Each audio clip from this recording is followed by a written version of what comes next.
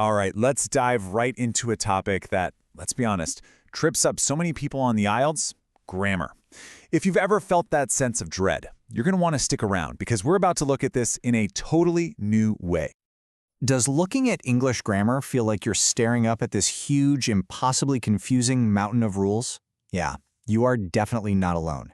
For so many test takers, it feels like the single biggest wall standing between them and that score they're aiming for. But here's the good news.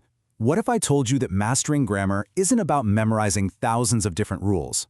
What if it's actually about understanding a few simple, really powerful tools?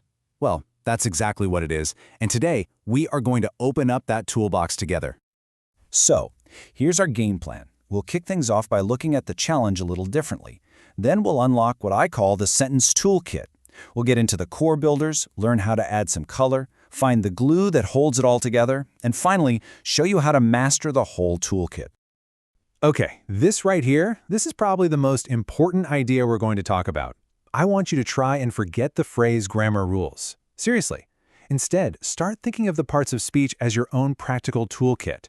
Each one has a specific job, and once you know what that job is, you can build any sentence you can imagine. It sounds kind of crazy, but it's true. Every single high-scoring complex sentence you've ever seen, whether it's in a reading passage or a model essay, it's just a clever mix of these basic building blocks, you see? True complexity is actually built from real simplicity. Master these parts, and you master the sentence.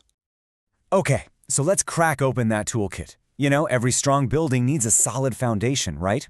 Well, in the architecture of a sentence, that foundation is always built with two essential parts: nouns and verbs.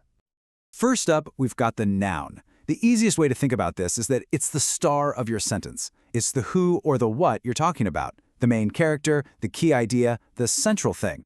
And just look at these examples. University, pollution, communication.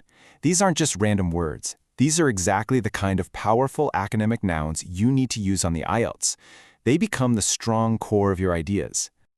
So if the noun is the star of the show, what's the verb? Well, the verb is the action. It's the engine that actually makes the sentence go somewhere.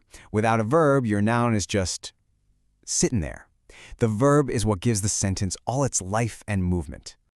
And you can see just how powerful they are in these examples. Verbs like shows, analyze, or has grown. They're so precise. They're perfect for describing a graph in task 1 or for building a strong argument in task 2. They tell us exactly what our noun is up to. All right, we have our solid foundation, our noun and our verb.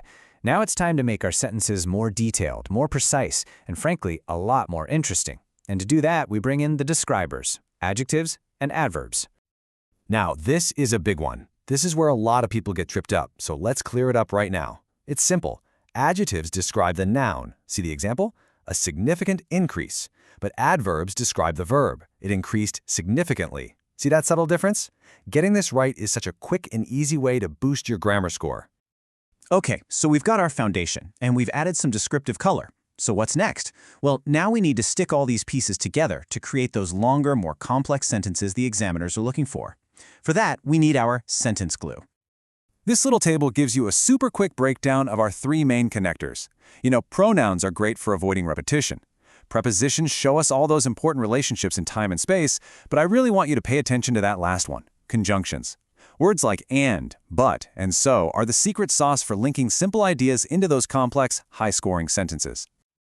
Okay, so we've officially unpacked the entire toolkit, but the big question is, how do you actually use all this stuff when you're under pressure in the exam room? Well, it all comes down to a really simple three-step process. And here it is.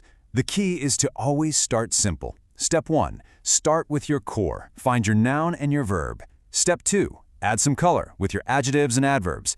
And finally, step 3, connect your ideas using conjunctions. Core, color, connect. Seriously, if you remember that little mantra, you can build a fantastic sentence every single time. You know, there's this quote I absolutely love. Grammar is the architecture of thought. It just perfectly sums up everything we've talked about. Good grammar isn't just about memorizing rules for a test. It's about building a clear, logical, and strong structure for your ideas so anyone, especially the examiner, can understand you perfectly. And that brings us to where you are right now. That giant, scary mountain of rules, it's gone. And in its place, you have this simple, powerful, and organized toolkit.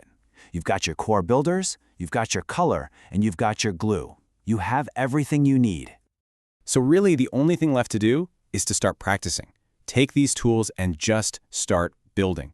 Start with a simple noun and verb and see how you can add to it, how you can connect it to another idea. The power to construct clear, accurate, high-scoring sentences is officially in your hands. So, my question for you is, what are you going to build first?